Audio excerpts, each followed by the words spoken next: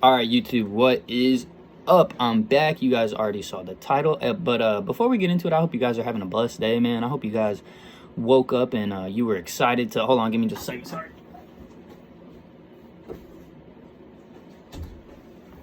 Forgot to shut my door. Okay.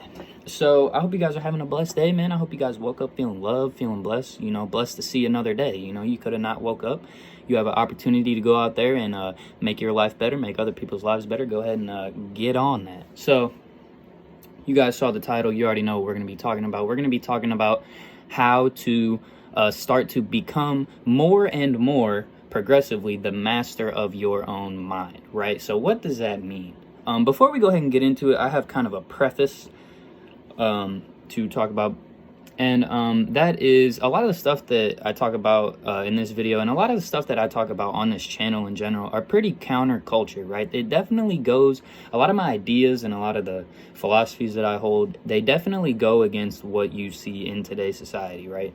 A lot of things that I say is it's not cool, it's not hip to do the things that I'm striving to do and the things that I'm trying to inspire you guys to do, right?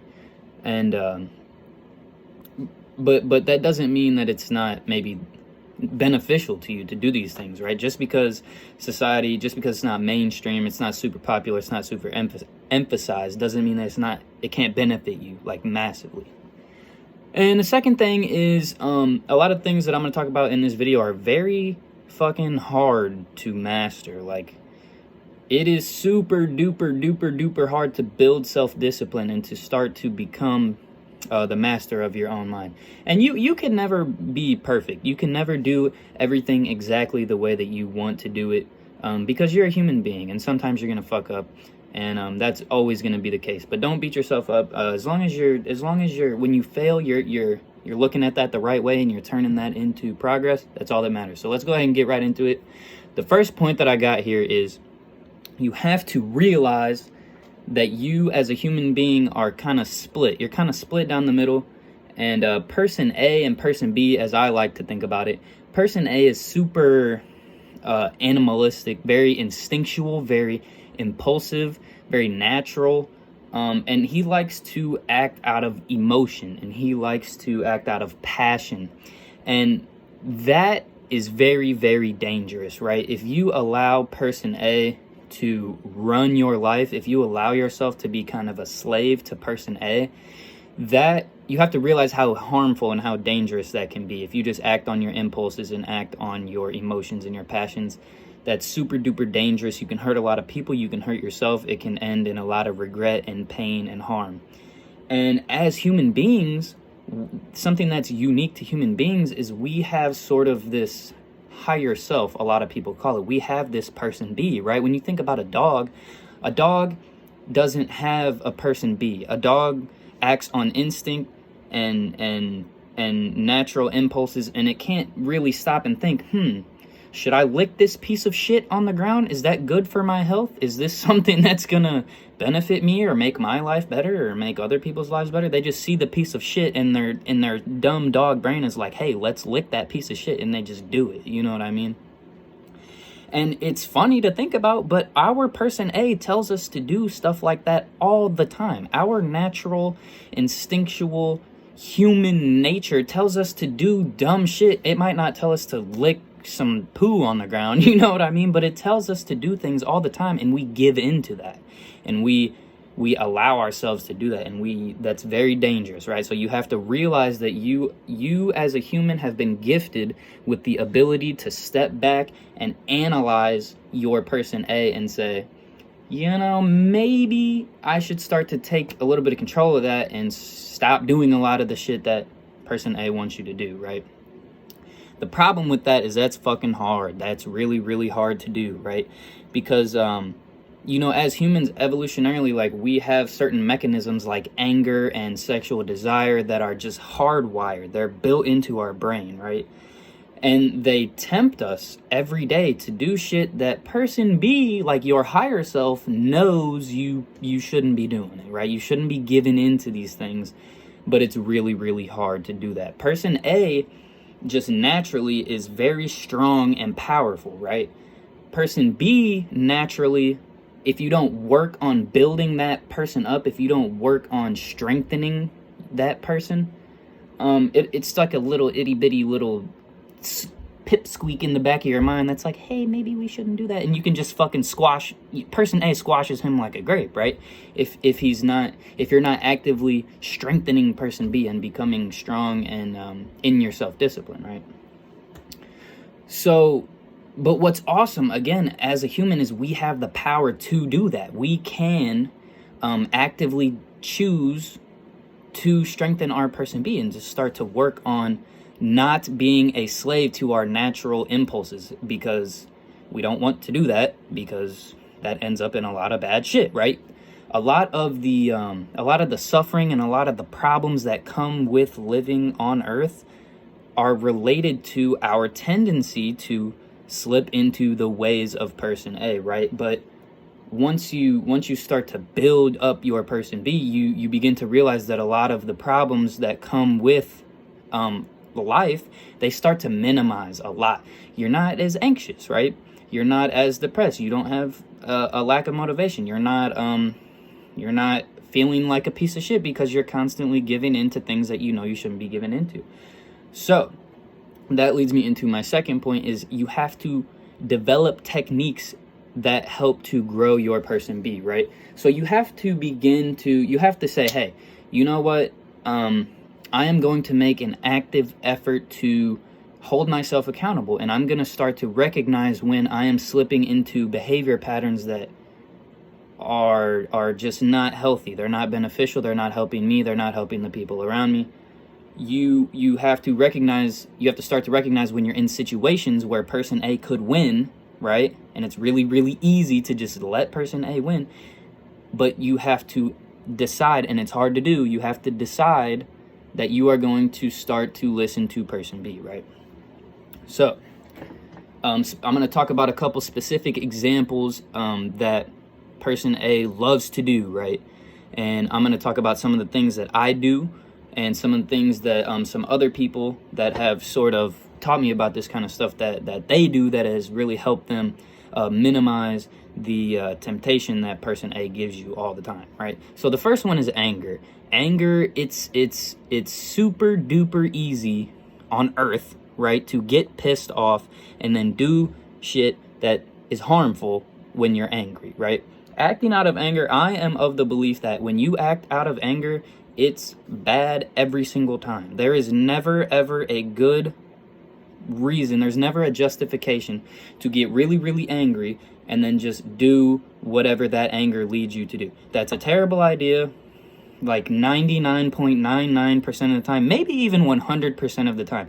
When you do shit because you're pissed off, and then later on you look back at it, your person B looks back at it, they're like, yeah, no, we probably should not have done that, right? Parker, we need to talk. That was bad, right? We should not have done that. So one thing that I don't do it as much now. Anger is something that I've learned to control pretty well. I'm not a very angry person. The more and more that you work on this, the easier that it gets, right, to control these sort of temptations. But something that I used to do all the time is when I used to get in fights with my mom all the time, and we both were not very good at controlling our anger, and we would say shit that was hurtful and harmful, stuff that our person B didn't really mean, but our animalistic, like our instincts, our anger just kind of took over, and we said shit that was harmful. And something that I learned to do was I started biting my tongue. And I know that sounds stupid, and you're like, oh my God, you really want me to start biting my tongue when I feel angry? Yes, I do. Do it. It helps. Anytime you find yourself in a situation where you're like, oh my God, this person is really pissing me off, I'm about to say or do something that I know I probably shouldn't, bite your tongue, boom, and keep your mouth shut and just hold on to your tongue with your teeth, right? And then analyze the thing that you're about to do or the thing that you're about to say and think to yourself, do I really need to do this? Do I really need to say this? Or you could just let it go, right? Anger, the only time that you can be angry is if you allow yourself to be angry, right? Nobody can make you angry but you.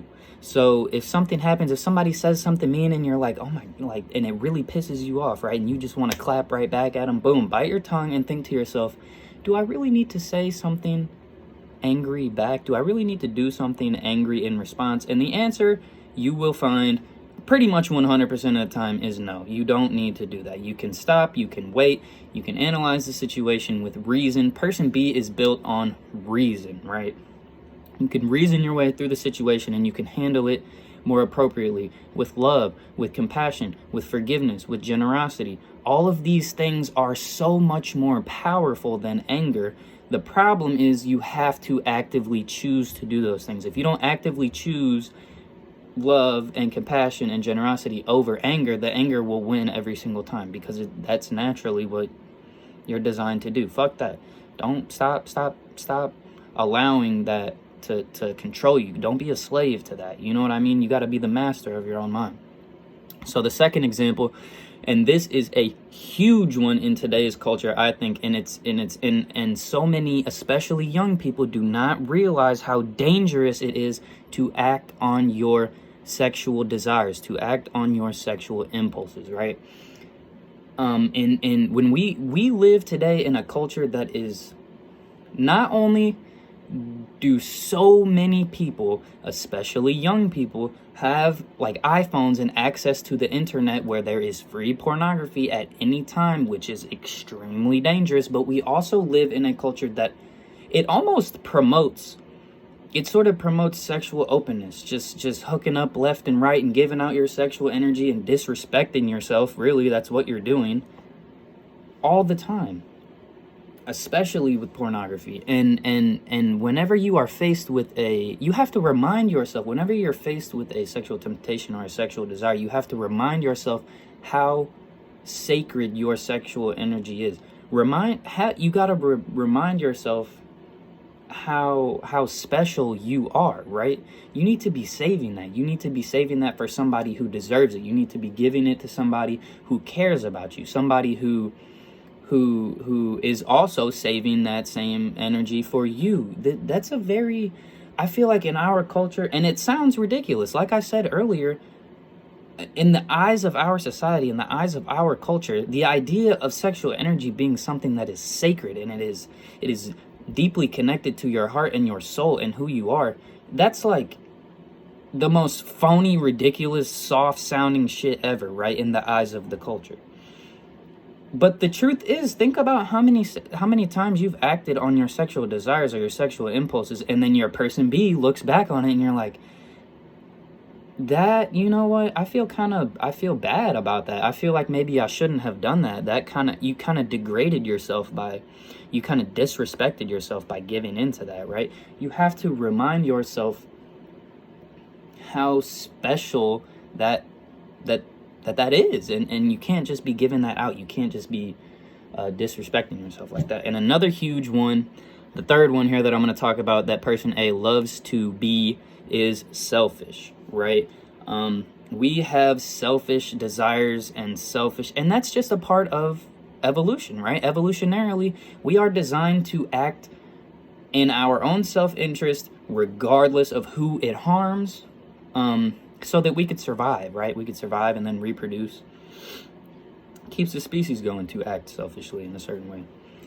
And so whenever you have this desire to act selfishly and just say, fuck that other person, you know, I don't care about them, I'm worried about me, you have to remind yourself that we're all on the same boat. We might not all be struggling with exactly the same things, but we are all fighting a battle against life.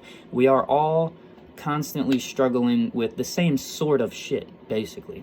And so nothing good at the end of the day is going to come by you acting selfishly and harming your brother or your sister so that you could benefit. Really, most of the time you don't even benefit. You benefit in like earthly material ways. Like if you were to like steal $1 or something, like at the end of the day, is that really worth it? Because you know that you did something wrong. Acting selfishly is something that is ingrained in us, and that is one of the huge impulses, one of the huge instinctual things that we have to start to learn to control, right? And the more that you do that, the more that you practice these things, the more aware that you are of how dangerous it is to just give in. A lot of people don't realize a lot of people don't even understand that they're giving into this person A. They're giving into these natural instinctual desires, and that it's causing so much harm in their life, and they're doing all these things, and they're like, oh, why am I anxious? Why do I feel like a piece of shit? Why am I so guilty? It's because you are not aligning your actions with your higher self. You know in your heart, your soul, it knows what you could be. It knows your potential. It knows the kind of person that you could be. And so when you're out here not capitalizing on that, when you're doing things that don't align you with your person B, your person B is always going to catch up to you. It's always going to come knocking at the end of the day and say, hey, did we do well today? And it might be a subconscious thing, right? It might be, you might start to feel anxious and guilty and not even know why. I'm telling you, it is because you are not aligning yourself with, you're not conducting yourself properly, and you know it. You are giving in to person A. You are allowing person A to take control of your life. You are being a slave to your own mind. You have to stop. You have to. And my final point that I got here that I'm going to kind of wrap it up with is this takes so much time and so much effort. This is a lifelong process, right? Once you become aware of the fact that you have an obligation to start building your person B and start building your reason and your self-discipline, it's going to last until you die. And that is because you cannot ever become fully 100% in control of yourself. I don't think that that's possible. As a human being, you will always have, they might shrink down and they might become really, really small, but you'll give in to them every now and then. Hopefully the goal is that you give in to these animalistic, harmful, instinctual temptations less and less and less and less and less every single day as you grow old until you're barely ever doing it, right? Where was I going with that? I kind of lost my train of thought. But yeah, this is something that you have to work on every day. And you could look at it as a curse, or you could look at it as an opportunity, as a gift, because thank God we're not dogs out here licking shit off the ground, right? We have, as humans, the opportunity to become more and more in control of ourselves, to where bad shit and bad repercussions of our actions happen less and less and less, because we start to become more and more the master of ourselves. And once you start doing that, it is so addicting, right? Because the first time, or the more and more often that you recognize your impulses and your harmful temptations, and you start to turn those down, and you start to say, you know what, I'm better than that, the better and better you feel about yourself. And then the more and more excited you are to continue to work on yourself. It's a snowball effect, right? As soon as you start working on yourself, the more and more powerful your person B becomes, the easier it becomes to let person B take charge. And also the more exciting it is, because you begin to see the benefits of living virtuously and becoming more and more in control of yourself, right? And society, this is something that society and our culture definitely minimizes. This is something that like is not super important. And our culture and our society, I talked about this in the last video, it actually promotes a lot of natural instinctual impulses that person A would be doing, which you don't want to be doing. That's not good. Hey, what's up? I'm recording a video right now. Okay. Yeah, give me a second. And so, yeah, to wrap it up, guys, just remember that this is a process, and you're going to fail and you're going to stumble, and that's okay. Just turn those failures into learning experiences and use that to continue your upward climb into becoming more and more the master of yourself. All right, so go out there, spread some love, spread some positivity, tell some people that you love them today, serve somebody, and yeah, peace, y'all. Catch y'all in the next video.